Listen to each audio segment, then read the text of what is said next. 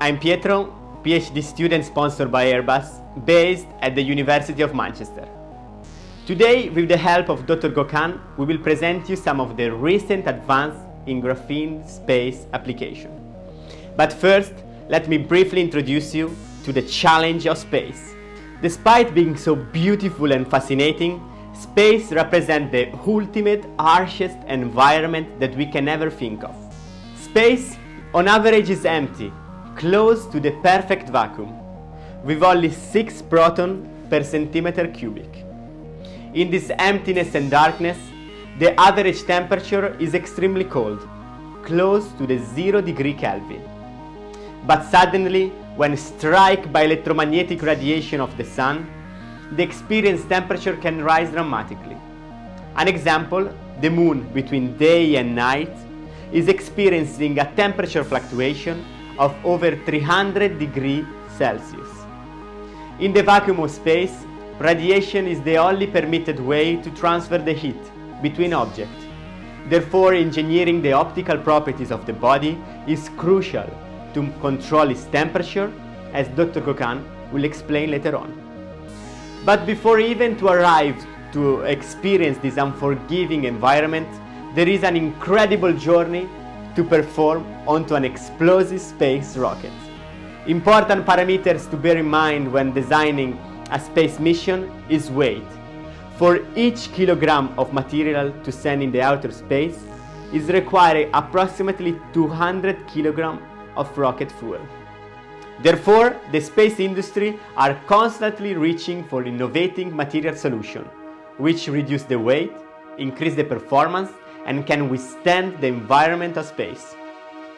Now, I would like to guide you to a hypothetical journey to the moon, using the recent advance of graphene technology. First of all, we need a rocket. So currently there are several rockets available, but only one is made with graphene composite. Let me introduce you to Orbex. Orbex is a UK-based space private company, which is developing a UK space launch in partnership with ESA, the European Space Agency. The mechanical properties of graphene combined with the carbon fiber composite enable to reduce by 30% the inert mass of the rocket, increasing its performance and capacity. Orbex is aiming to send only small items in the orbit. In fact, the graphene rocket has a maximum payload of only 150 kilograms. Payload is how much kilogram a rocket can send in the outer space. Unfortunately, for our mission to the moon, 150 kilograms of payload is not enough. We need more capacity. So how we can increase the thrust of the rocket? The answer is simple. Let's attach to the graphene rocket 2 massive solid rocket boosters. A solid rocket booster is a solid propellant motor that provides an additional thrust to the rocket during the first 2-3 minutes of the flight, helping the orbiter to escape the Earth gravity. The Space Shuttle solid rocket booster, for example, were providing over 80% of the thrust needed to send the Space Shuttle and a payload of 30,000 kilograms into low Earth orbit. A recent study from Zucchero Laboratories, which is the largest academic propulsion lab in the world, discovered that a graphene foam coated with a propellant could significantly increase the performance of the solid rocket booster. Graphene foam, also called graphene aerogel, are the lightest material known, and despite its volume made of 99.8% of air, aerogel display outstanding mechanical, electrical, and thermal properties. In this application, the thermal properties of graphene are utilized to conduct the heat quicker and more efficiently throughout the propellant, enabling a 9-fold increase in the burn rate of the rocket. This is massively increased the acceleration of the rocket. Thanks to the incredible thermal stability of graphene, this foam can even be refilled and reused. So now that we are finally escaped the Earth gravity and we are orbiting around the Earth, an additional 385,000 kilometer journey separating us to the moon. So how we get there? Well, our graphene rocket as an additional trick on his sleeves. A massive solar cell, which if carefully displayed, can generate motion from the pressure of light. The light is made of photons, massless particles, which carry momentum.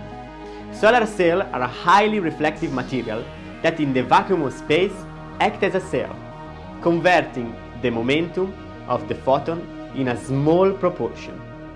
As there is no friction in space, the cell is continuing accelerating. This allows to cover great distances. Solar cells are predicted to expand massively the horizon of the human exploration, even enabling to reach new galaxies. The European Space Agency demonstrated that graphene solar cell could become a reality in the near future. The 1 atom thick CVD graphene was placed onto a copper grid, which were then illuminated with a 1 watt laser in microgravity. The study demonstrated that the graphene-based solar cells were able to accelerate by approximately 1 meter square second, which is the same acceleration of a common elevator. The extremely lightweight and mechanical strengths of graphene are utilized in this application to produce an efficient, scalable, and ultralight solar cell. And by sailing through space, we finally reach our destination, the Moon. On the Moon, graphene could play an important role in countless applications. One of the most exciting, in my opinion, is a graphene-based 3D printable ink, which utilizes lunar dust. Utilizing the natural resources of the Moon would be key in creating a sustainable lunar settlement. The graphene and the lunar dust can be mixed into a polymer matrix, which will enhance the mechanical, electrical, and thermal properties of the material. Before giving the word to Dr. Gokhan, I would like to thank Nixing Journey, in particular Adrian, for his great contribution to this talk. Thanks for the attention, and go Gokhan. Hello, I am Gökhan Bakan. I am a researcher at the National Graphene Institute of the University of Manchester. I am going to present our latest work on the use of graphene to control light in a very wide spectrum, covering the visible and infrared wavelengths. And I am also going to focus on how this technology can be used for satellites and camouflage applications. Our technology relies on varying the electrical state of the devices. Here, for example, we see how one of them can change its appearance from high absorption to high reflection in the visible and infrared wavelengths by simply charging the device. This work has recently been published in Nature Photonics, and most of the experimental work was performed by Said El-Göktaş. Said is a PhD student in the group and also the first author in this publication. First, I will focus on the problem satellites face in thermal regulation. Satellites orbiting the Earth experience extreme heat conditions. As they orbit the Earth, they are exposed to direct sunlight, which is a major source of heating, and as well as they experience the Earth's cold shadow. This causes repeated thermal stress on satellites, which is detrimental to their electronics.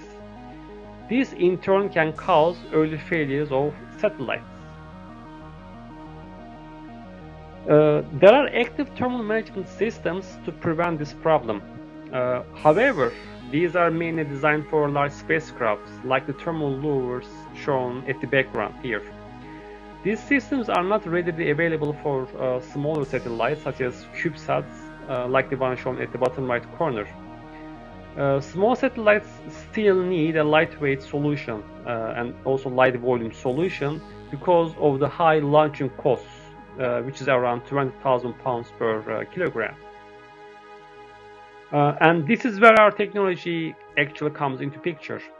Our device structure resembles a lithium-ion battery. It has a lithium-ion source at the back, a graphene active layer at the top, and an electrolyte layer in between. The top graphene layer is optically accessible, which makes the device structure unique. The devices can change its appearance in a very wide spectrum by simply charging or discharging the device.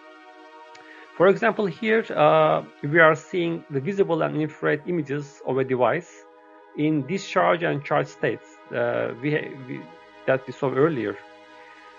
For satellite applications, the change in the visible spectrum is important to be able to reject the sunlight, and the change in the infrared radiation is crucial to be able to control the heat loss from satellites.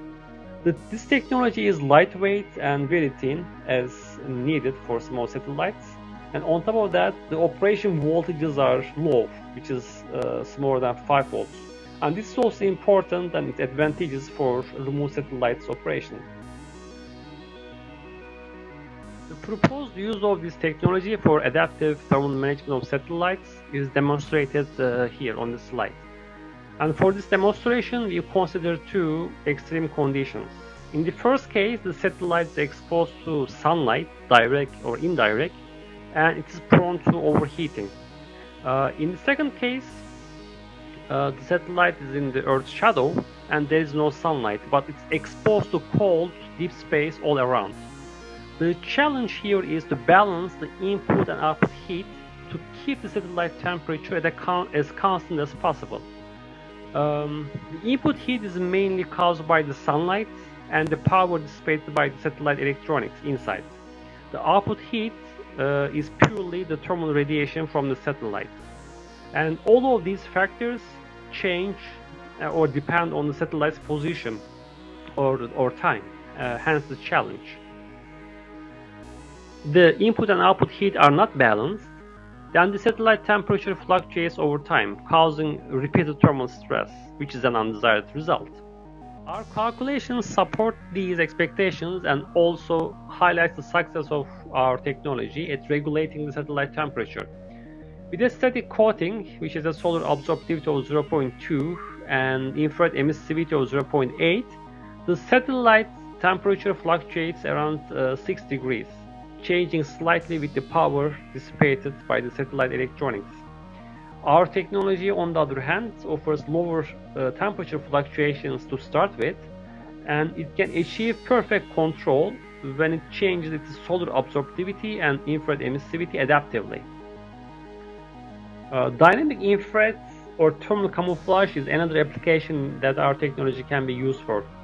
The challenge in the dynamic infrared camouflage is that the thermal radiation from a target has to match the varying background thermal radiation quickly.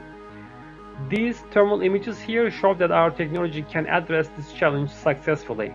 On the left, the device can easily be spotted on a cold or hot background, as the thermal radiation coming from the device is different from these backgrounds. By charging for the top or discharging for the bottom, the thermal radiation from the device can match the background and renders the device invisible to the thermal camera. The switch takes place in seconds, which is a desired feature. This plus on the right shows the apparent temperature of the target surface and how it meets the background range, shown with the shaded areas on this plots.